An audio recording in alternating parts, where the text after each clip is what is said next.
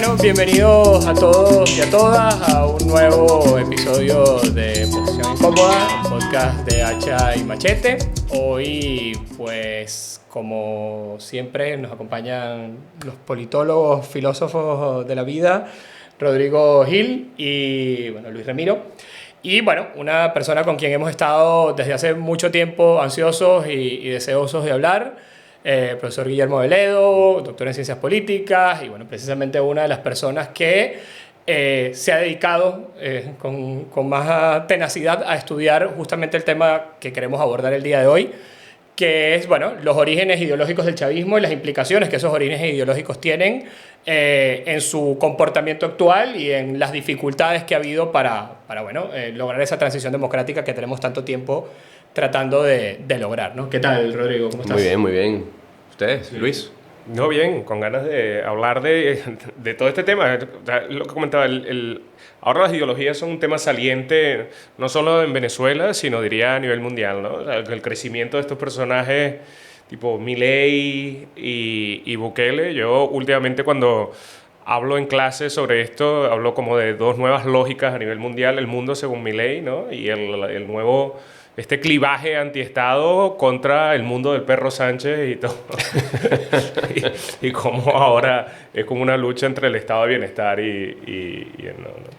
Guillermo, para comenzar, para conectar también esta discusión que a lo mejor hoy en día parece un poco etérea y como podría alguien pensar que un poco inútil en el contexto en el que estamos, ¿no? Como más filosófica que práctica. Pero bueno, nosotros creo que hemos tratado justamente de empujar ese tipo de discusiones porque creemos que son las que determinan realmente la realidad.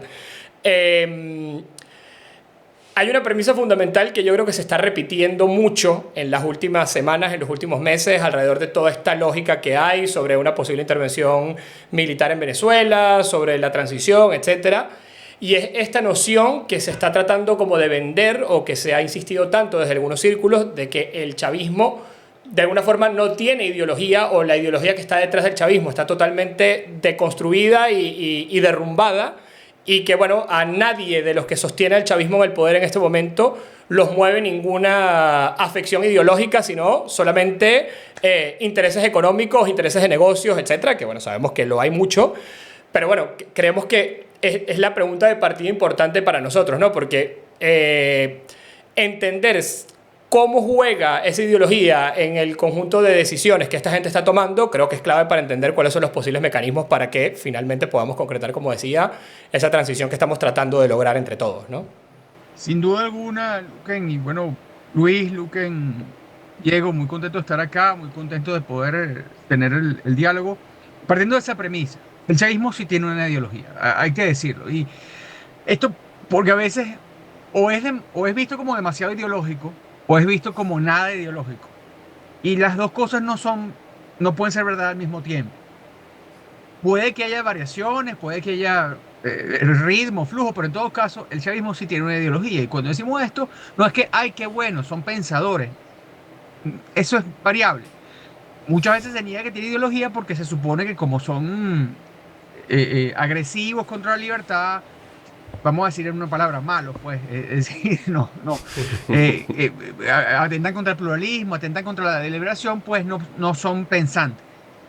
Y mira, no, las acciones del chavismo en el poder están enmarcadas históricamente de una visión justamente histórica, de la historia de Venezuela, de la historia del país, de la historia del mundo.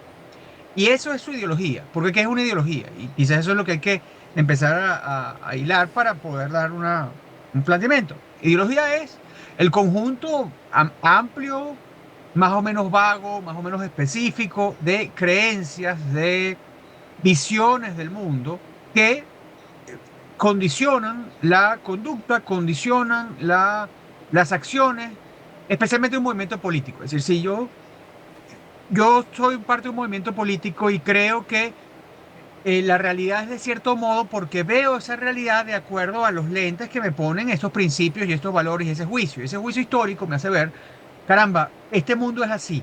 Si ese mundo es bueno o debe ser rescatado de alguna manera, voy a ser conservador. Si ese mundo es malo, es nocivo, ha de ser desmontado, voy a ser revolucionario. Si yo creo que lo puedo hacer dentro de los esquemas presentes, voy a ser revolucionario reformista, vamos a decir la cosa, si creo que puedo mantener eso como está dentro de los mecanismos presentes, voy a ser conservador a secas, pero si creo que debo ir más allá, voy a ser reaccionario, si creo que debo ser más agresivo, voy a ser revolucionario, pues, como entender. Pues esto es básicamente el orden del asunto.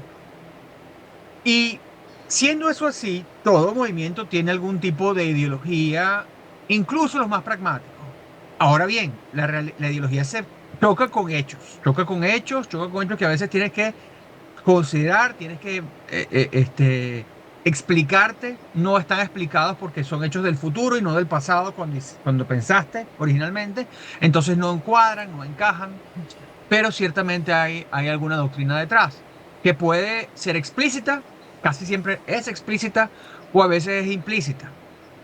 Y yo creo hoy en ese caso, con respecto al chavismo y la revolución bolivariana, estamos en un momento en el cual todavía no han dado el paso para explicar explícitamente lo que están haciendo. Pero el fondo es el mismo, el fondo es el origen ideológico el que está. Y ahí vamos con esto con respecto al chavismo. ¿Cuál es su visión del mundo? La visión del mundo del chavismo es una visión no pluralista. ¿Por qué? Porque el mundo es malo. El mundo está corrompido por diversos males históricos que no son de hoy, no son una cosa que yo puedo corregir en 5 días.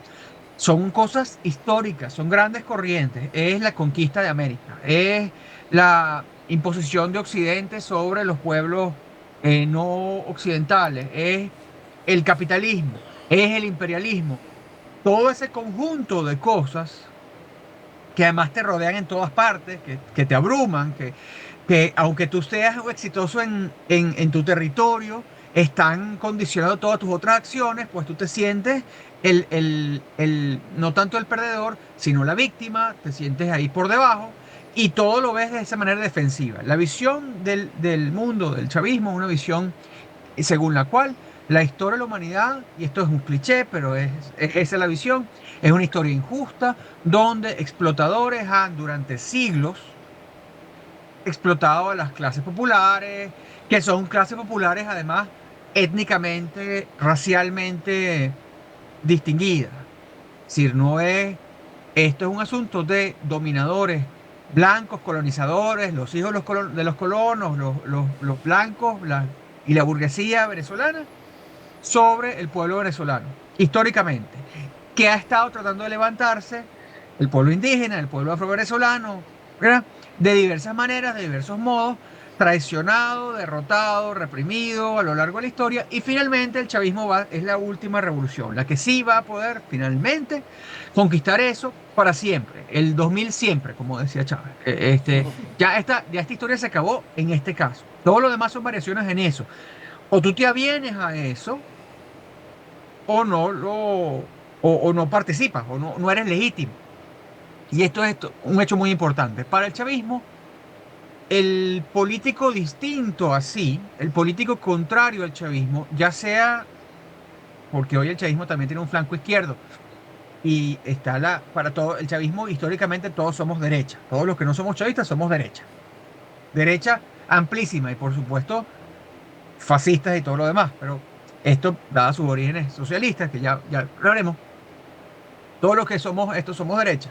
Y por lo tanto somos ilegítimos, no podemos transigir. No hay un modo de encontrar una zona de acuerdo posible en la cual ponernos de acuerdo sobre aspectos más o menos prosaicos, porque además la política del chavismo no pretende ser prosaica, no pretende ser de resolución de problemas concretos. Eso es ahorita que están semipragmáticos, pero no es un asunto de resolver las cloacas de tu Cupido, no. El asunto es liberar a la humanidad.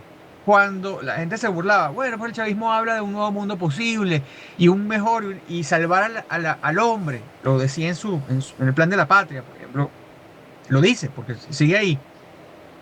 El chavismo cree, genuino o no genuinamente, yo debo asumir que es genuino esa creencia, o por lo menos lo fue en algún momento, que están salvando a la humanidad, que aquí no se está jugando una visión sobre la fórmula fiscal de política pública, sino el destino de la humanidad. Entonces todo lo demás es decorado, todo lo demás es un fin, es un medio a ese fin.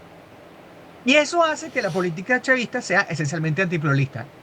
Fuera del poder, desde el poder, y me imagino que volviendo a dejar de ser poder, a menos que cambie sustancialmente el juicio sobre la historia, esa política es antipluralista. Y por eso el chavismo no se aviene bien con la democracia liberal. Esto no, nosotros podemos decir, porque sobre el chavismo ha pesado toda una bibliotecas enteras de análisis que dicen, no, el chavismo es de derecha, el chavismo es de izquierda. Para empezar, el chavismo tiene una pretensión de izquierda. Y cuando digo pretensión, no digo porque sea falsa, digo porque el énfasis era igualitario. Ya me dirigiré a eso. Sino que el chavismo en todo caso nunca ha de ser confundido con la democracia liberal. Podemos decirle fascista, comunista y todos esos istas que se le hemos puesto a veces mucho en la vulgarización del discurso ordinario y del discurso polémico. Narcocomunista, islámico, castrista. Ok, todo eso son cosas que son, pero no es eso. Exactamente, no es, vamos a decirlo científicamente. Pero lo que sí es antiliberal, antipluralista. Eso es esencial. La esencia del chavismo es antipluralista. La operación de eso va a cambiar, pero la esencia del chavismo es antipluralista. Y creo que con eso podemos partir para más puntos. Ok, yo tengo una duda con lo que estás planteando. Al final, la ideología, así, viéndolo de manera global, impone unas premisas. Estas premisas te definen el mundo y tu accionar político está ligada a esa premisa. Es decir, tú planteas un mundo de azul y tú vas a trabajar políticamente para cambiar el mundo hacia verde, si es el ejemplo. En ese caso, el chavismo tiene una premisa de mundo que ya describiste, o sea, de explotados, de sublevación, de la creación de una nueva persona, la liberación de este sistema de dominación, prácticamente. Desde tu experiencia, más bien, o por lo menos lo que yo veo es, el chavismo de alguna forma, recientemente, no va a incluirlo todo, ha dejado esa premisa de lado. Esa visión ideológica de tu accionar político ha pasado a otra cosa. ¿Cómo lo ves tú? No por llegar al final y no hacer un spoiler. Sí, es que... El chavismo parece haber llegado a algo que llega a muchas otras revoluciones socialistas, que es que el dominio de la nomenclatura hace que se restablezca una desigualdad estructural dentro de ese sistema. Y esto no es un asunto ideológico, esto es un asunto que luego tienes que explicarte, porque tú tienes que justificar que tú eres un potentado, un tipo rico o un tipo diferente dentro del chavismo, que tienes guardaespaldas, que tienes un chofer, que tienes un carrote, cuando tú quieres la igualdad, no eres un ciudadano bolchevique por ahí. Tú llegas a este punto y vives en un espacio diferenciado, con unos lujos distintos, y tienes que justificarlo. ¿Y lo justificas cómo? Diciendo, yo ya llegué a la revolución, yo ya hice la revolución. Pero eso no lo ha hecho el chavismo. Irónicamente, porque el chavismo nunca estuvo en su logro y su desempeño completamente cerrado al mundo. ¿En qué sentido cerrado al mundo? Como la riqueza del chavismo es esencialmente la exportación de petróleo. La fuente fiscal del chavismo no es, sí, la expropiación a la clase media, la expropiación de bienes de capital, pero esencialmente el petróleo. Entonces tú tenías que importar cosas. Como además estaba destruyendo la industria, como accidente histórico, tenías que traer cosas de fuera. Y nunca pudiste erradicar, aunque quisiste hacerlo. Quisiste hacer un desarrollo endógeno, como lo declaraste. Quisiste hacer un desarrollo autárquico, como lo declaraste. Nunca pudiste hacerlo y no pudiste quitarle al venezolano, que es más o menos cosmopolita, porque somos caribeños, porque somos mestizos, porque tenemos inmigrantes de todo el mundo, etcétera, etcétera. No pudiste cambiar nuestra adopción de Occidente. No lo pudiste prohibir, ¿no? Aquí no tuvimos un sistema totalitario duro. Autoritario sin duda y ciertamente con pretensiones totalitarias. Esto hubo, pero no funcionó. Tú ponías a los funcionarios públicos a ver documentales sobre la Unión Soviética, sobre Cuba en el trabajo y luego al final se iban al Zambida a comer papas fritas de McDonald's. No habías logrado esa ruptura. Y luego, en este viraje pragmático, tú tienes los precedentes de sistemas socialistas que hicieron esos mismos virajes, pero hay un debate dentro del chavismo que es un debate sordo porque no lo vemos, no es explícito todavía. Tú lo puedes sacar como en análisis de contenido, de declaraciones aisladas, pero no hay una tesis, ¿no? Que para mí es frustrante porque yo quisiera que fuera así explícito, pero no lo es. Que es la justificación de esta apertura económica. La justificación de la apertura económica es meramente técnica, si no, la gente se va a absolutamente morir. Y ahí hay que darle crédito al chavismo que tenía tenía una válvula, que es la inmigración, por una parte, pero por otro lado, por razones de su propio enriquecimiento, por razones de propio pragmatismo, pero también por razones que no han sido explícitas, entonces es difícil juzgar completamente, decidieron esta apertura. En algunos casos, esa apertura ha sido, bueno, ha sido acercamiento a sectores que eran vistos malos antes, el empresariado, o sectores del empresariado, pero no es todo el empresariado. Ha habido acercamientos a otras potencias, al fin y al cabo, además, que sirve que China y Rusia no sean potencias no capitalistas. Eso sirve en este esquema. Tú puedes hacer negocios con ellos mientras no haces negocios, o Turquía, etcétera, mientras no haces negocios con Estados Unidos. O haces negocios limitados con Estados Unidos, por supuesto. El grueso de la plata que entra en Venezuela es de Estados Unidos gracias al petróleo. Y el grueso de los productos también. Ojo. Sí, sí. Pero tú tienes eso y ese sector, el sector heterodoxo, el sector no ortodoxo, tiene para algunos de ellos, bueno, es una cuestión meramente instrumental. Yo estoy haciendo esto porque para poder hacer la lucha que yo quiero hacer, tengo que sobrevivir. Y mi énfasis es sobrevivir. Mi énfasis es no perder la revolución. Ahorita esto es circunstancial. Pero sucede que es circunstancial y sin embargo te vas acostumbrando, se va acostumbrado tu nomenclatura y tu acción, que bueno, ser rico no es malo. Ser rico es sabroso. Y yo vivo en eso. Vives tú dentro de la curva social, en el extremo, la nomenclatura se roza las viejas clases dominantes, las viejas clases superiores más que dominantes, porque Venezuela era un país pluralista, pero las viejas clases superiores que están allí, que permanecen, y con las que tú puedes lidiar, que no son todas, que no son todas. No toda persona de las viejas clases es legitimada. Especialmente no es legitimada aquella que niegue lo que para el chavismo es una verdad fundamental. Ellos deben permanecer en el poder. Y hoy día el elemento más desnudo de la mentalidad chavista es de vive el pueblo a vive el poder. Esa es la mutación completa. Que sigue estando justificada y racionalizada desde la perspectiva. Esto es mientras tanto porque, bueno, permanecemos. Somos un baluarte de la cosa. Tú pasas, por ejemplo, está la Feria del Libro del Oeste, la Feria del Libro del Oeste, la UCAP, la Feria del Libro Oficial del Ministerio de Cultura. Y está allí en el Museo de Bellas Artes, en el Museo de la Galería Arte Nacional, están los stands y tal y cual. Tú pasas allí, y si bien hay cosas, vamos a decir, de mercado, libros de autoayuda y literatura y tal y cual, no vigilada, entonces tú dirías, bueno, esto no es un sistema totalitario, es un sistema pluralista, pueden ver las cosas. No va a haber nada que sea políticamente crítico. ¿Ok? Y a la vez, el discurso de las editoriales oficiales, que hay editoriales, cualquier ente público tiene una editorial, un fondo editorial.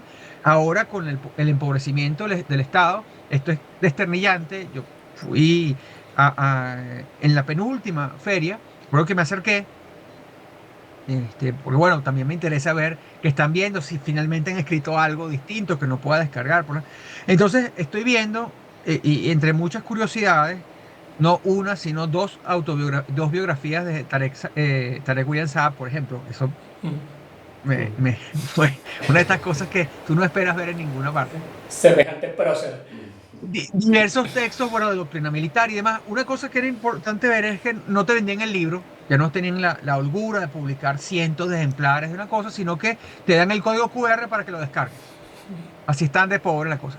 Y el contenido es un contenido viejo, un contenido como estos tipos no han recibido el memo que ahora hay de regulación financiera, de regulación cambiaria, de regulación de precios. Y tú veías los foros, veías las jornadas, porque toda Feria del Libro tiene talleres, conferencias, tal y cual. Los foros eran como de hace 10 años, 15 años, idénticos, idénticos. La interseccionalidad, la discriminación en la mujer guatemalteca. Yo paso y mira, yo tengo esta cara, ¿no? Entonces estoy atravesando la plaza, es la plaza frente a la Galería Nacional, y hay un foro sobre el genocidio en Gaza, era el tema, ¿no? Por supuesto, contra Israel. Yo tengo esta cara, yo atravesé ese foro y la cantidad de miradas suspicaces contra mí eran como, este tipo que hace aquí. Pero te digo, pese a eso, está todo lo demás. Pues, una cuadra más allá está una farmacia privada donde venden Pringles y Milka y todas esas cosas, ¿no? Ese desconcierto, el chavismo siempre lo ha tenido en los términos prácticos, pero se piensa cuando existía Cadivi, piensa en los 2000, donde estaba el boom de consumo, que es lo que hizo el chavismo genuinamente popular. No es la reivindicación socialista, es el boom de consumo. Lo que hizo el chavismo popular es el boom de consumo, y es por el fin del boom de consumo que el chavismo cayó. O digo, cayó en popularidad. Está ahí, al menos hasta ahora, sigue ahí. Y eso era siempre una distancia, al punto que una de las críticas que hacía el chavismo hacia la población en general es que la población venezolana estaba, por ser educada en patrones capitalistas, por estar en el Caribe, por la presencia de Estados Unidos culturalmente, estaba alienada, estaba extrañada, su propia naturaleza no era genuina, no era afroamerindia, nada de eso. Y era una decepción para la revolución. Es el pueblo mestizo, luchador. Cuando tú le pedías, bueno, sirve a la patria, no lo hacía, ¿no? Y eso era siempre un choque para el chavismo. Pero en todo caso, no lo han racionalizado, lo dicen de otro modo, es la defensa de la revolución. Y tú lo ves especialmente desde el 28 de julio, como la defensa de la victoria electoral, porque no te van a decir, chicos, nos robamos la elección y tenemos una justificación porque enfrente está el fascismo. Yo habría esperado ese tipo de justificación. Esto es un golpe de Estado motivado a la amenaza externa que tenemos. Eso es de librito. Históricamente hay precedentes. Pero claro, no pueden dejar de decir que son democráticos, no pueden dejar de decir que todo esto, y les pesa ese punto. Así que ellos están ahorita un poco entrampados, porque tienen que justificar que la utopía se acabó. Y otro modo de verlo es en la crítica que la izquierda, el flanco izquierdo, le monta al chavismo. No, tanto el chavismo originario como los partidos del viejo polo patriótico que están en contra del chavismo, que esa es otra historia grande. Pero bueno, avanzamos en la historia. Yo es que tengo varias cosas yo también. ¿no? Que tengo apuntadas, o sea, por lo comentaste, porque no sé cuál era como la línea que íbamos a seguir de evolución, un poco a la línea histórica, pero antes de llegar allá es que hay ciertas cosas que me gustaría comentar, porque sin duda algo que lo que estoy muy de acuerdo contigo, Guillermo, es toda la premisa de que el chavismo es profundamente iliberal, ¿no? O sea, o sea, hay un rechazo claro hacia el concepto de democracia liberal en sentido occidental, ¿no? Y ha estado presente, creo, desde el inicio del movimiento Quinta República y del chavismo como aparición de partido antisistema, ¿no? Típico de manual si lo leemos en conceptos de Laclau, ¿no? Y todo esto.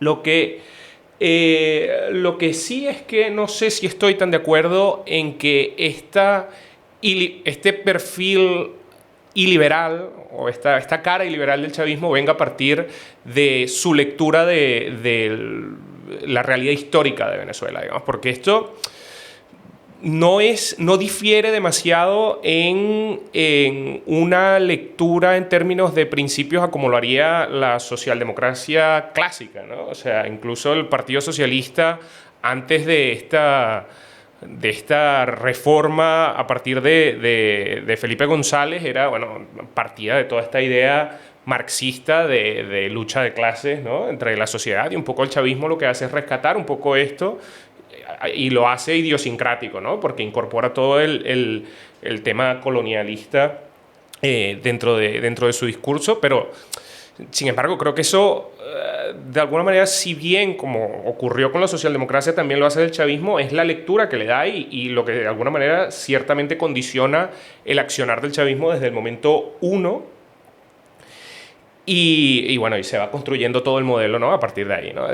Que después muta hacia el socialismo del siglo XXI a partir del 2006 de forma mucho más clara, pero siempre orientado al menos discursivamente, y creo que también en términos de políticas públicas claras, con la aparición de las grandes misiones, justamente tratar de democratizar un poco más o hacer el Estado más redistributivo, que creo que esta era un poco la orientación inicial. Ya vemos obviamente que falló estrepitosamente en cómo se ejecutó, obviamente por la corrupción casi sistémica, bueno, casi no, sistémica que hay dentro del chavismo, dentro de Venezuela, y cómo se repartió el dinero. Lo que sí es que o sea, creo que sí que el chavismo tenía un perfil mucho más ideológico durante Chávez, sobre todo durante esa época de entre el 2006 y 2012, ¿no? Y obviamente ya el último año que intenta justamente ya a partir del propio Chávez, hace como este llamado al rescate, ¿no? De vamos a volver a los inicios porque se ha burocratizado, porque había como incluso identificado el propio chavismo los problemas que había dentro del gobierno. Pero con la llegada de Maduro, yo creo que esta base ideológica se ha ido erosionando hasta lo más mínimo. Yo no digo que el chavismo carezca de democracia, pero creo que lo que en algún momento Chávez intentó rescatar o nutrir de ideología su movimiento político, Maduro lo ha retrotraído a el resto o muy parecido a otras incluso democracias latinoamericanas, en el sentido de que no hay una lógica programática ideológica en el accionar de los gobiernos, ¿no? Sino que es netamente algo que es lo que comentabas, ¿no? O sea, se enfrentan a una realidad y simplemente reaccionan a ella, y obviamente orientado por esta idea de permanecer en el poder como sea, ¿no? Que esto es justamente el perfil más radical e iliberal del gobierno. Pero esto, y por eso yo creo que el chavismo se ha quedado en esos discursos de interseccionalidad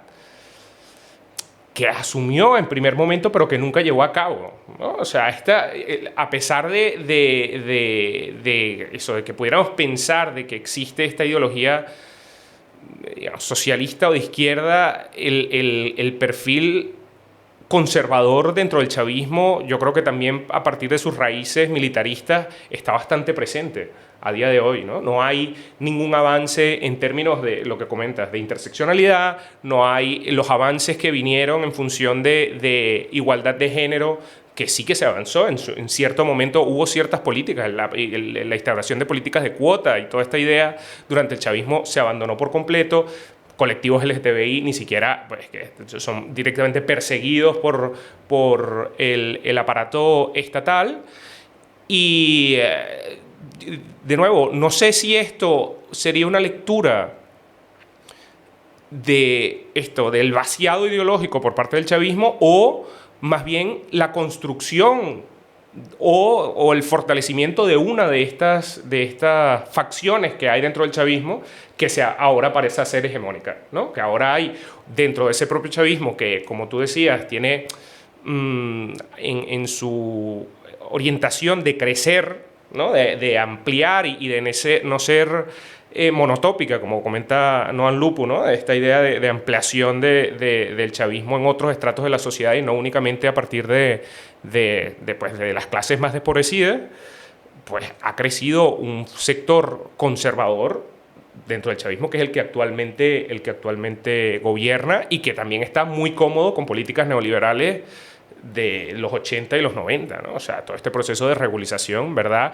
Y esta compadraje con ciertos sectores económicos, la verdad es que les está funcionando súper bien y se les ve muy tranquilos. O sea, no sé incluso eso que comentas de que echas de menos, de que falta una explicación clara del chavismo. Yo creo que no.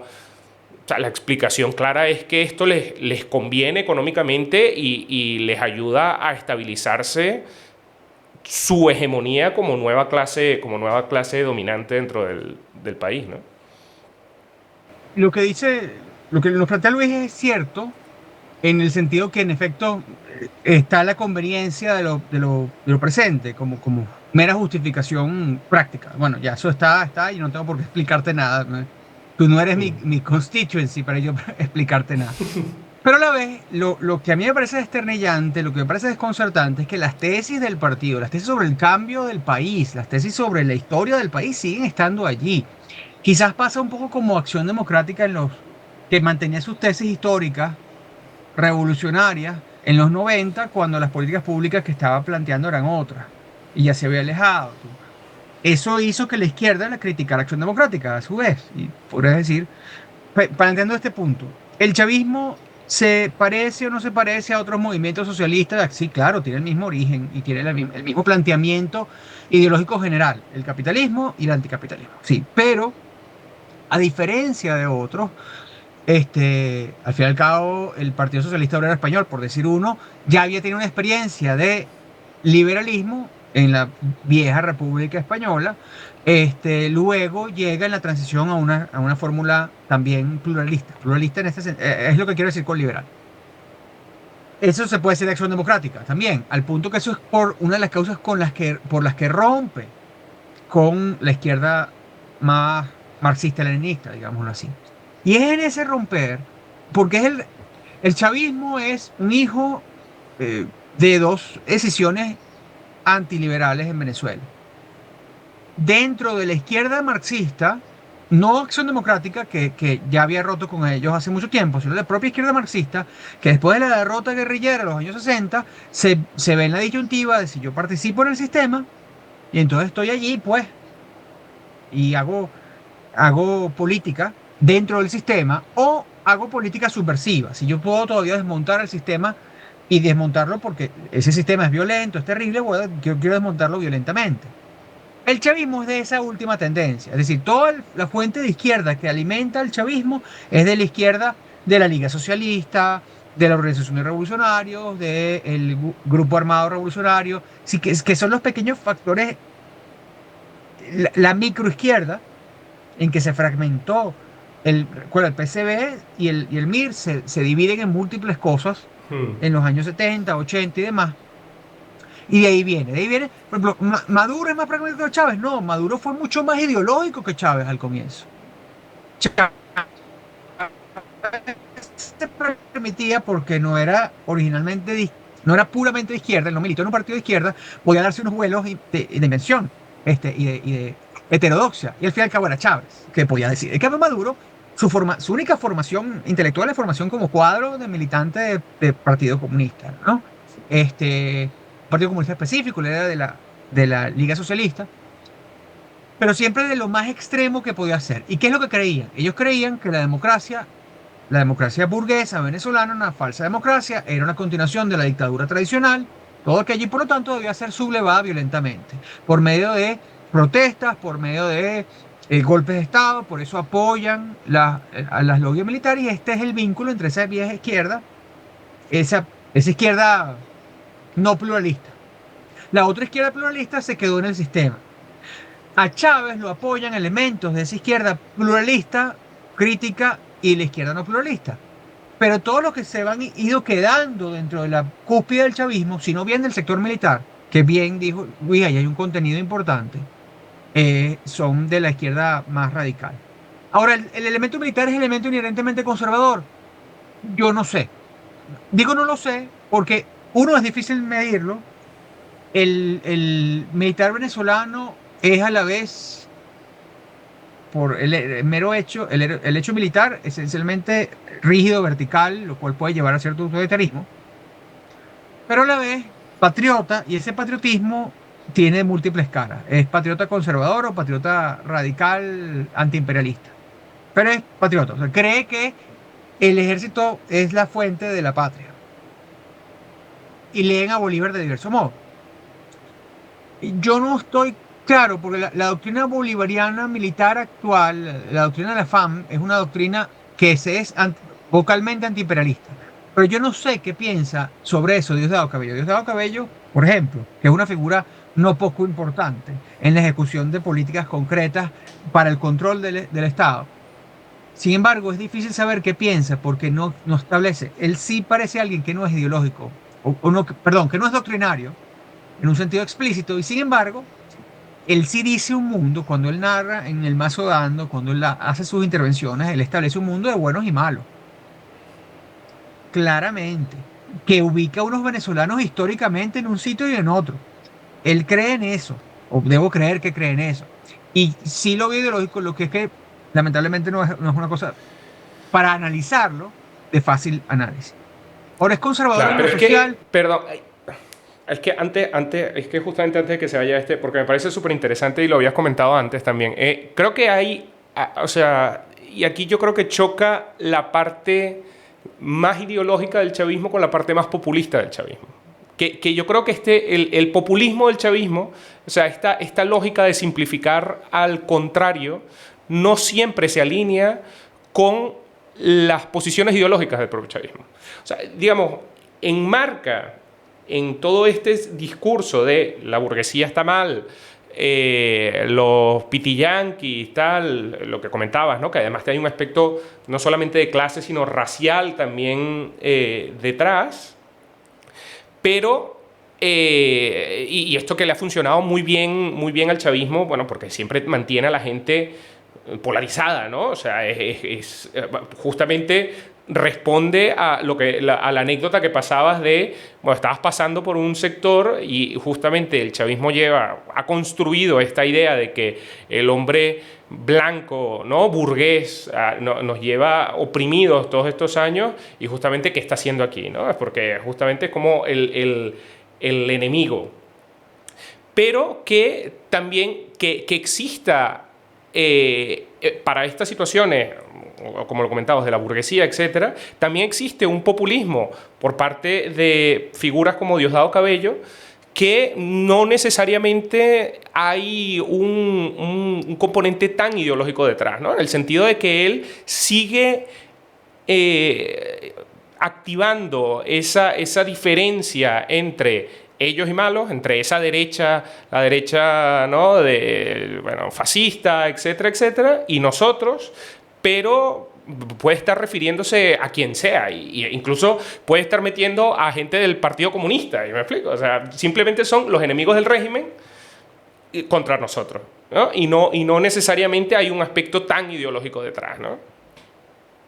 Bueno, pero yo contestaría que eso, a mi juicio, es un elemento ideológico fundamental porque que en el caso de Diosdado se ve en la fidelidad al chavismo, la fidelidad al movimiento. Tú puedes hacer lo que sea, pero si eres nuestro, eres. Y está allí. Y eso puede parecer poco doctrinario. En la medida que eso tiene el significante de mantenernos en el poder, creo que tienen ese elemento doctrinario. Pero ciertamente no parece pasar un test, vamos a decir. No hay un diosdadismo, podríamos decir, no lo identificaría. Ahora, había un planteamiento sobre si hubiera podido ser distinto, que si el chavismo, bueno, estas premisas, hay movimientos socialistas democráticos que, por supuesto, tienen la misma crítica a la historia, a la sociedad y demás, y son interseccionales y todo aquello. Yo no estoy diciendo que el interseccionalismo en sí mismo sea antipluralista. Lo que digo es que el modo en que el chavismo lo usa lo es. Es que por su origen mismo, y el chavismo está muy afincado en su origen de legitimación, que son tanto las rebeliones militares del 92 como la guerrilla. La guerrilla para el chavismo es la precuela, digámoslo así, de su existencia histórica. Y no solo la guerrilla, es Cipriano Castro y es Ezequiel Zamora y es Guaycaipuro y todo aquello, pero la guerrilla es el momento crucial porque además marca una generación que existe allí. Maduro lo dice a veces, yo habría deseado haber tenido la edad de haber participado en la guerrilla. Es una especie de frustración personal de no haberlo hecho. Y eso lo ve así. La guerrilla no perdió, no era ilegítima. para la izquierda moderada, para la izquierda democrática, la guerrilla fue un error. La guerrilla fue un error. Qué desesperate, que nos equivocamos, nosotros hemos podido hacer esto en el Parlamento, hemos podido competir por el voto, ese es Teodoro Pekov, ese es Pompeyo Márquez, y está así racionalizado. Para la extrema izquierda, y tú tienes ahí a Núñez Tenorio, a Pedro Duno, a los que se mantuvieron en ese molde, que son los que alimentaron el MBR, en última instancia, la guerrilla fue lo mejor que han podido hacer. Y una derrota temporal. Estamos en el cuartel de invierno, pero ya cuando podamos vamos con todos. Y esa celebración del guerrillero es esencial para el chavismo. Diosdado no es guerrillero. Diosdado es de las sublevaciones militares del 92. Y él reclama ahí esa fidelidad. Ella es una logia específica, concreta del chavismo. Pero sí, podría ser aquí podría haber un sistema autoritario, conservador, liderado por Cabello. Eso no es una suposición irreal porque eso es lo que tenemos hoy. Tal cual, eso es lo que está pasando. Sí, tal cual. Pero es conservador ¿en qué punto? Toma en cuenta que también el socialismo ortodoxo rechazaba elementos socialmente liberales como desviaciones burguesas. En una sociedad pura tal, la homosexualidad, eso es un elemento soviético, es una desviación burguesa. Son gente rara de Berlín, por un ejemplo. Y esa contradicción estuvo ahí. Guillermo, Si ahora lo mezclas con los evangélicos. Ya, eso de los evangélicos es un tema nuestro que tenemos mucho tiempo viendo y que merece la pena muchísimo hacer un capítulo sobre esto porque es relevante el tema de los evangélicos en Venezuela en este momento y el nivel de poder que han acumulado y esta nueva, como dicen los gringos, este catering del régimen a los evangélicos en el país, ¿no? Yo quería, digo que tenemos ya bastante rato hablando, para ir un poco concretando y traerlo de nuevo al momento o a la coyuntura en la que estamos, porque creo que al final la idea es tratar de buscar luces para lo que va a pasar o lo que estamos tratando de lograr en el contexto de toda esta conversación, que evidentemente es muy interesante y que da no para un capítulo, sino para 50, ¿no? De hecho, es parte de lo que nos hemos propuesto un poco hacer, ¿no? De ir progresivamente, más allá de que entendemos que hay muchas fuentes bibliográficas, literarias, etcétera, que han estudiado esto con mucha profundidad, sobre todo desde el entorno académico, cómo comunicar y cómo desgranar esto en formatos que sean a lo mejor más digeribles y aplicando, bueno, sabemos que el lenguaje audiovisual es el lenguaje del siglo XXI, que pueda acercar estos debates que realmente creemos que son súper relevantes a la mayor cantidad de gente posible, sobre todo en generaciones que a lo mejor no han estado tan expuestas a esto, o que ante la ausencia de pluralidad y de medios de comunicación y demás en Venezuela, muy poca discusión han podido presenciar públicamente acerca de esto, ¿no? Pero aquí has comentado varios temas que para mí son sumamente fundamentales y que creo que resumen de alguna manera o le dan un sustento o una base a varias preocupaciones que nosotros hemos planteado del camino en el que estamos en este momento, tras toda esta coyuntura del 28 y el 29 de julio, y que me encantaría saber cuál es tu opinión al respecto, ¿no? Comencé diciéndolo, ¿no? Hay como una interpretación de todos aquellos que están defendiendo en este momento la tesis de que una potencial intervención militar estadounidense y la aplicación de ciertos mecanismos de fuerza o de presión serán suficientes para que el régimen colapse sobre sí mismo, porque no hay ninguna convicción ideológica que conlleve a quienes lo encabezan a inmolarse por el sistema que han construido, ¿vale? Que es una apuesta bastante peligrosa, porque si existe un porcentaje, así sea pequeño, de quienes apoyan al gobierno dispuestos a inmolarse, pues el escenario puede ser verdaderamente catastrófico, ¿no? Eso es creo yo, un primer error de interpretación, porque yo creo que sí que los hay. Y lo dicho, ¿no? O sea, es decir, las FARC en Colombia no eran 500.000, ¿no? A lo mejor en su pico operacional eran 20.000 o 30.000 y con 20.000 o 30.000 sostuvieron una guerra civil de casi un siglo, ¿no? Entonces, ese es un primer punto. Segundo punto sumamente importante que hemos hablado, que, o sea, evidentemente yo comparto que el gobierno tiene o que el chavismo tiene una intencionalidad de izquierda. Creo que también en él conviven unos factores ultraconservadores que son innegables, que tienen que ver con un sector militar o con parte del sector militar que los apoya. Pero yo coincido absolutamente con esta visión de que a los militares venezolanos los mueve fundamentalmente esta idea patriótica o patriotera nacionalista, ¿sí? Entender o mejor dicho, más que entender, desconocer que esa es la realidad, ¿sí?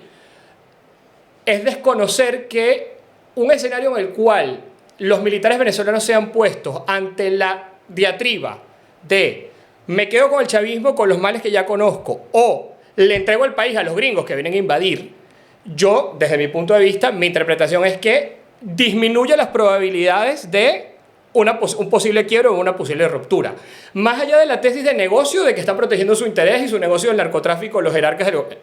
O sea, creo que eso hay mucha gente que lo desestima y que no lo toma en cuenta dentro de la ecuación o dentro de la simplicidad que se le está tratando de trasladar a lo que está sucediendo en este momento. Eso por un lado.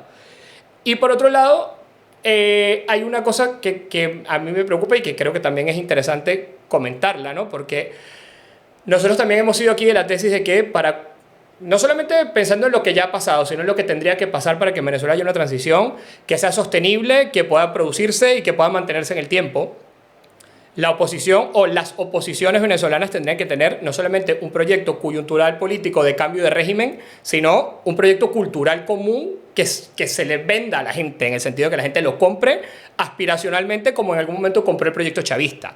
Y nosotros creemos que eso, al día de hoy, si existe, está bastante incompleto si se compara con la profundidad de la tesis chavista de la que hemos venido hablando, ¿no? Entonces, hay otra oposición que es la que se está oponiendo a, digamos, a la que le genera cierta resistencia esta posible intervención militar, que, digamos, es este bloque de Capriles, de Rosales, etcétera, etcétera, pero con quien nosotros tampoco nos sentimos identificados porque creemos que compran otro aspecto muy importante de lo que tú has comentado el día de hoy, que es que en la tesis del chavismo solamente puede coexistir o solamente puede ser legítimo o puede participar en el sistema todo aquel que acepta como un hecho irrevocable que ellos tienen que mantenerse en el poder.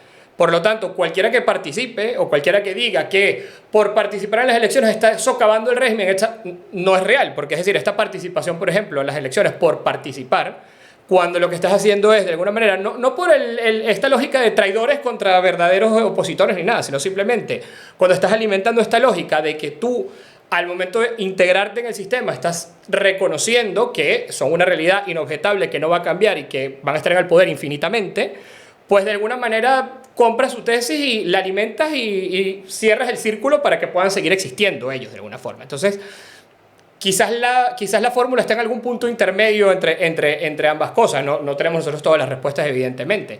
Pero bueno, nos interesa tu opinión sobre estos puntos porque, bueno, yo creo que hay razones de peso para estar preocupados sobre el camino en el que estamos llevando y sobre la viabilidad de un cambio político por esta ruta, ¿no?, que estamos en este momento.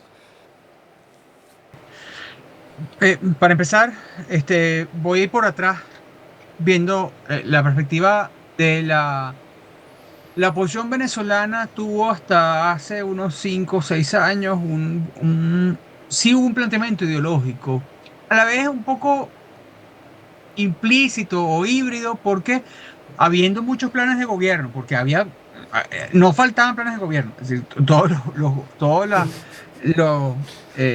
plataformas legislativas, planes de gobierno, Rosales, Capriles, tuvieron comisiones de plan de gobierno, presentaban planes, pero no había una visión, bueno, este es lo que yo creo del país.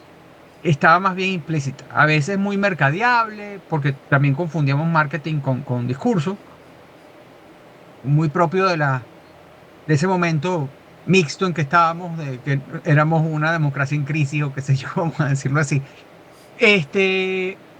Y bueno, las limitaciones personales de las personas que estaban abanderando el movimiento. Pues una persona como Teodoro Pekov seguramente habría sido mucho más denso en su explicación sobre el país, y quizás por eso habría sido más antipático, pero eso es otro tema. Capriles, el gobernador Capriles o el gobernador Rosales no son personas conocidas por su hondura intelectual. Y esto no...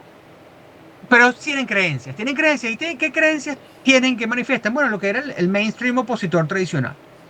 Yo quiero un sistema más pluralista.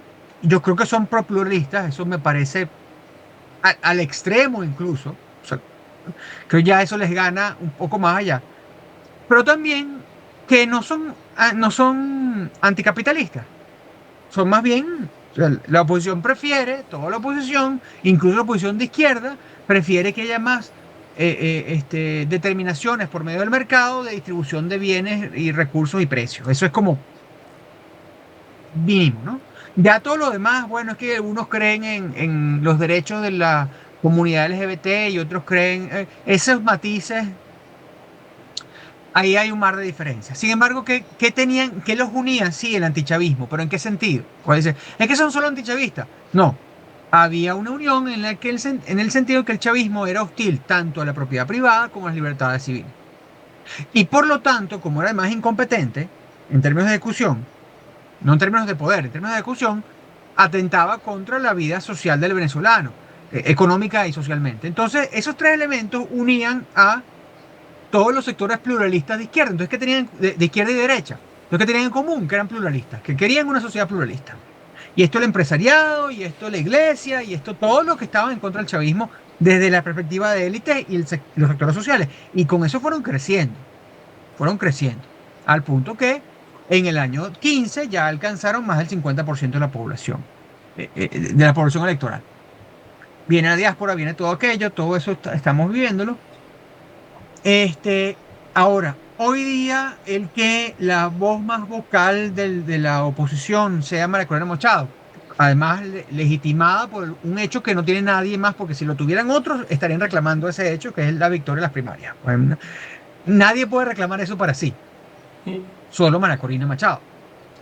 Con justicia, pues, porque no hay que decir otro modo. Quiere decir que el venezolano es ahora liberal de mercado, se volvió randiano de la noche a la mañana. No, pero sí está. Una cosa es que el venezolano era, le gustaba el chavismo y el chavismo en su apogeo, no por socialista, le gustaba el chavismo porque le permitía el consumo. Pero Entonces el una cosa, retorno de la Guillermo, economía antes, productiva. es que esto lo comentaste también antes y antes de que se me escape. Yo, o sea, tú, ¿quién, qué partes de la sociedad se vieron particularmente beneficiadas por este crecimiento del consumo? Porque diría que fue sobre todo la clase media, pero también creo que sobre todo las clases populares del país, ya no sea solamente por un tema de sentirse reconocidas e identificadas, digamos, por el chavismo en cierto momento, sino porque en su momento la creación de las misiones generó cierto beneficio a una clase social que venía bueno, sobre todo olvidada por los gobiernos en los 20 años anteriores o en los 15 años anteriores a la llegada de Chávez, ¿no?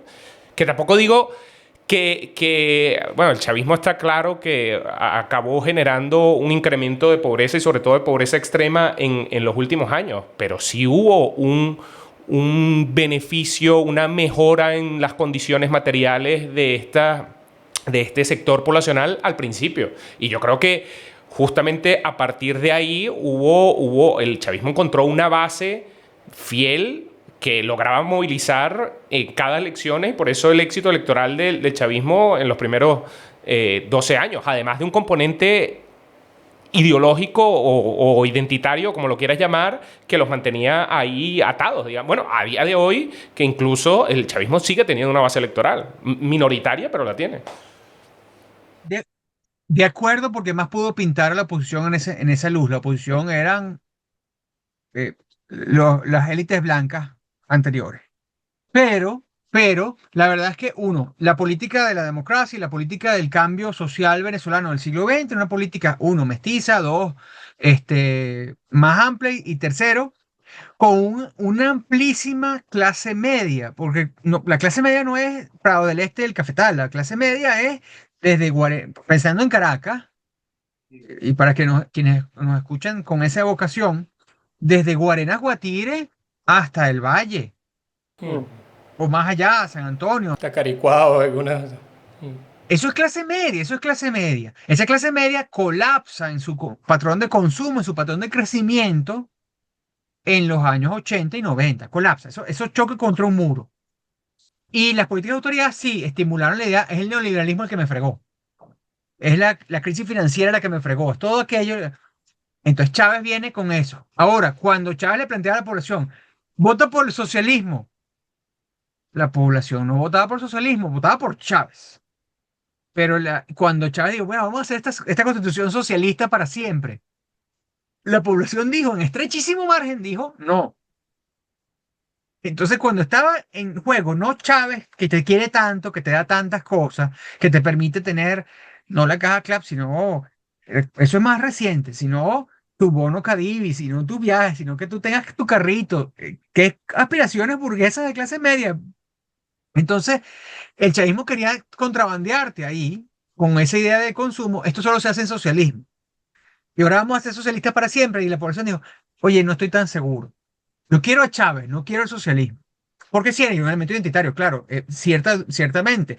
No ha ayudado porque también emerge en la oposición más tradicional, más de primera hora, un elemento racista y clasista de frente, que hoy trata de explotarse, nótense, contra María Corina Machado. María Corina Machado es mantuana, ama del valle, Antuana. fascista, neoliberal, todo aquello.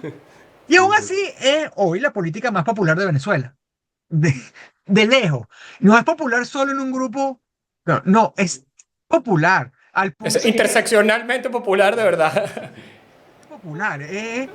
Lo que ya había comenzado con Rosales y con Capriles. Y esto puede ser odioso para algunos decir que hay continuidades entre uno y otro. Pero la verdad es que eso es así. Ahora, el venezolano ideológicamente aspira a una visión que es socialmente liberal en algunos elementos, socialmente conservadora en otros, pero también redistributiva. El venezolano es igualitario. La ideología por default del venezolano es igualitaria. No le gusta el desprecio social. O se siente avergonzado con ese desprecio social. Y eso lleva a que hoy día, frente al potentado de la camioneta, frente al potentado que tiene guardaespaldas, frente a esa élite que en efecto se ha consolidado, hay ese rechazo popular y por eso yo creo que está ahí. Y ahí sí hay una ruptura en la oposición porque una parte de la oposición dice, yo tengo que transigir es con el chavismo como existe y tengo que lograr una transición democrática lenta que va a abrir el chavismo, entonces yo tengo que encontrarme con ellos. Pero a la vez hay un sector, y este es un sector de reciente creación, que desde la perspectiva clasista tradicional histórica, lo que le parece es que esta desregulación del chavismo, que es antiobrera, que es antirredistributiva, que ha reducido el monto del Estado, que especialmente ha liberado el control de cambios, ha liberado el control de precios, cuando quiere lo usa, pero está liberado, está desregulado, está suspendido más bien. Lo que ha liberado, que es una cosa que era petición de la más rancia derecha económica en este país, la más histórica derecha económica, eso es desde los años 40 hasta hoy, es la desregulación de la legislación laboral. Eso en Venezuela se acabó, la legislación laboral existe, está la ley orgánica del trabajador, trabajadora y proceso del trabajo. Y la ley es más marxista que el carrizo. Pero en la práctica, aquí despiden a quien quieran, aquí votan a quien quieran, aquí te ponen las horas que quieran, aquí te ponen el sueldo que quieran, aquí no te pagan en salario, te pagan por bonificaciones y demás porque el salario está bolivarizado, las prestaciones no son verdad para la mayoría de los trabajadores venezolanos y el Estado te paga una miseria. Entonces, esa absoluta desregulación, que es práctica, que es concreta, ha hecho un sector económico que antes estaba en contra del chavismo porque era bolchevique, porque era socialista, ahora está, oye, esto no es tan malo porque vamos a sacudir. La inestabilidad viene y está contento. No es que está a regañadientes, está feliz. Está feliz. Y lo dicen, y ha habido declaraciones de potentados económicos de esa misma derecha histórica que dicen, el Venezuela se arregló, no surgió del MINSI. Sí, surgió con industria y de cámaras bueno, sobre todo de cámaras. Y yo entiendo que ahí hay, porque están sectorialmente, pluralistamente, yo entiendo, o sea, los intereses legítimos de la empresa privada se avienen a esta noción. Y eso está allí. Eso está allí. Yo creo que es muy importante para ver este proyecto ideológico tal cual está. Y por eso la oposición hay una disyuntiva, y es una disyuntiva real, entre quienes creen que el cambio debe ser paulatino dentro de estas circunstancias de existencia. Y eso es un cambio importantísimo, porque tú podías creer que tú puedes democratizar el chavismo y no aburguesar el chavismo, sino pluralizar el chavismo. Y yo creo que eso era posible. Yo creo que eso en algún momento, yo digamos, no lo negaré para siempre, no creo que esté completamente vedado, pero en un momento parecía viable. Todas las negociaciones parecían, los diversos procesos, Barbados, México, Oslo, el otro, estaban orientados hacia esa creencia, que choca con el hecho del 28 de julio. El 28 de julio te parte la cara de eso, completamente, es un trauma, es un trauma. Entonces tú tienes ese es un punto de distinción. Yo creía, y estábamos todos de acuerdo, bueno, vamos por aquí, vamos por aquí, vamos por aquí, vamos a participar en elecciones. María Corina se aviene a esa táctica y ocurre lo que ocurre. Entonces, esta ahora, bueno, tú aceptas el punto legítimo de partida de esto, te lo calas, no me gusta, pero te lo calas, o no me gusta y voy a hacer todo lo que sea para transformarlo. Y eso, recuerden, la ideología justifica, condiciona tu acción. Si yo creo que esto se puede hacer pacíficamente, lentamente, poco a poco, bueno, voy a actuar dentro de este sistema, voy a ser reformista. Si yo creo que no se puede hacer, voy a ser revolucionario. Dentro del sistema político actual, María Corina no es meramente antisistema, es también un actor revolucionario. Dentro del sistema político actual, Maduro no es un actor revolucionario. Él puede concebir su actor revolucionario en el planeta Tierra porque el imperialismo norteamericano existe y el hecho que además sea el imperialismo norteamericano o sea Estados Unidos sirve mucho a todo el guión, especialmente el guión para exportación. Pero el venezolano no es anti-norteamericano, al venezolano le encanta Estados Unidos.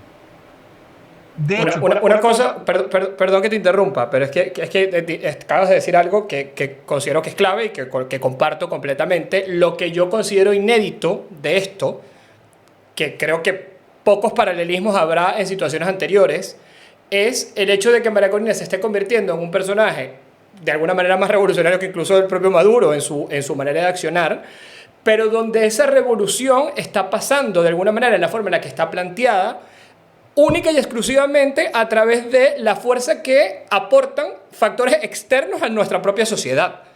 Que es donde veo que hay ahí es lo que, volviendo un poco al punto inicial, que a lo mejor nos desviamos un poco con la intervención anterior, pero es donde creo que hay un cortocircuito en la posibilidad de que sean los propios militares venezolanos los que tomen acción contra el gobierno en algún momento. O sea, que en el momento que tú estás delegando toda esa responsabilidad o estás delegando toda esa posibilidad en un actor externo, ¿no? Es mi tesis, que no tiene por qué ser la correcta. no, estoy de acuerdo porque tú, de nuevo, estás justificado ideológicamente. Está justificado ideológicamente porque uno son aliados racionales. Al fin y al cabo, todo movimiento revolucionario si no tiene aliados internos, busca aliados externos. Al fin y al cabo, la guerrilla lo hizo con Cuba, por ejemplo. Esto, decirlo así. El hecho que sea Estados Unidos como es Estados Unidos hoy es problemático. O más que problema, añade capas a ese problema. Pero a la vez está el hecho de que se puede hacer internamente. Aquí ya estamos en el ramo de otro tipo de análisis y otro tipo de análisis de coyuntura. Claro, claro. Y además, porque si uno establece posibilidades, puede parecer que está estableciendo preferencias. Y quiero en esto ser muy delicado. Si hay un movimiento subversivo en Venezuela armado interno, ¿cuál sería la reacción del status quo? Ah, no, este sí es chévere, vamos a dejar que este funcione. No, lo van a reprimir. Entonces quizás uno podría incluso plantearse que la forma más incruenta, en términos analíticos y estratégicos de un actor concreto, la forma más incruenta sería este tipo de presión. Presión que lleve a quien sabe qué en concreto. Por supuesto, esto es porque el sistema está cerrado. Si el sistema fuese mínimamente pluralista, había el argumento de que se puede hacer dentro del sistema, y es el argumento que llevó a la oposición a reunirse, a reunificarse en torno al 28 de julio. A regañadientes, con problemas, tal y cual, pero está la foto de Edmundo González, Manuel Rosales y María Corina Machado en la tarima en Maracaibo en el año pasado. Eso parece antediluviano, eso es como, sí. Eso pasó, eso es un espejismo. Y eso pasó. Porque había una coincidencia táctica, como querramos, en ese sentido. Eso se quebró, eso se quebró. No, irreversiblemente, no tengo idea.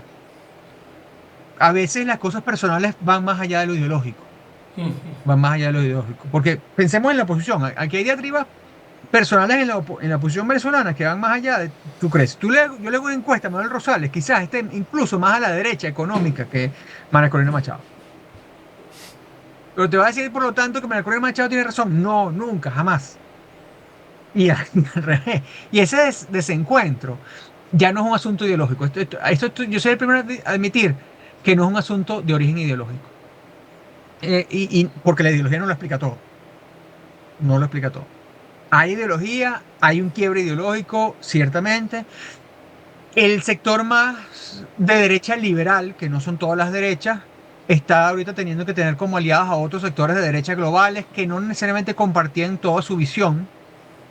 Y es por eso que apuesta quizás, y es una cosa que nos afecta en cierto modo nuestra narrativa en otros escenarios, especialmente en Europa. Porque entonces, bueno, porque está cerca de Fidesz, porque está cerca de Vox, en lugar de estar cerca de, vamos a decir, el PP o la... Bueno, porque Europa está en su propio ritmo y tú tienes que cuentas con ese tema también. Y también porque Claro, pero ideológicamente... aquí, una cosa, Guillermo, porque aquí, o sea, también es una cuestión estratégica.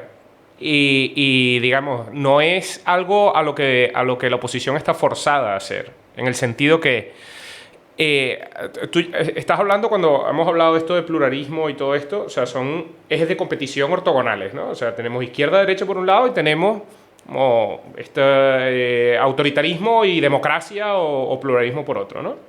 Lo que parece es, y justamente con todo esto que estás comentando, es que la oposición, digamos, siempre se ha planteado y se ha alineado claramente en toda esta parte más pluralista, más democrática, ¿no? Más abierta, liberal, como lo quieras llamar, pero lo llamativo es que María Corina, por alguna razón, en vez de mantenerse ahí y mantener constante esta parte como más democrática, más pluralista, más liberal, y dejar apertura a nivel ideológico, o sea, que se sumen personas de izquierda y de derecha de partidos de fuera a apoyar la causa venezolana, pareciera que hay un alineamiento entre, por un lado, partidos de derecha, que son Fidesz, Vox, ¿no? Forza Italia y toda esta gente de Meloni también, con además partidos que claramente tienen una agenda iliberal. Están del otro lado, o sea, están de los dos lados de esos ejes ortogonales, están hacia el otro lado en donde venía viniendo la oposición. Esto es lo que llama la atención, ¿no? ¿Por qué hay este cerramiento de filas que parece ser como algo jugando o respondiendo a toda esta lógica de ellos contra nosotros, ¿no? Socialismo versus libertad, ¿no? Y todas estas dicotomías que se han puesto últimamente que no se entiende, ¿no? El por qué hubo este rompimiento tan radical, que supongo que también tiene una motivación ideológica detrás. Bueno, hay una simpatía ideológica genérica. No puedo dejar de admitir que hay una simpatía ideológica genérica. Es decir, es más fácil que 20 se identifique con movimientos libertarios, con todo lo que esa carga tiene, libertarios de derecha, que existe, porque 20 es un partido que en la estructura política venezolana es un partido libertario de derecha. Es un poco más liberal que eso, pero bueno. Creo yo que 20 es por sí mismo un partido iliberal. Yo no estoy tan seguro. Sin embargo, ahí hay otro tipo de escarmiento. Ajá.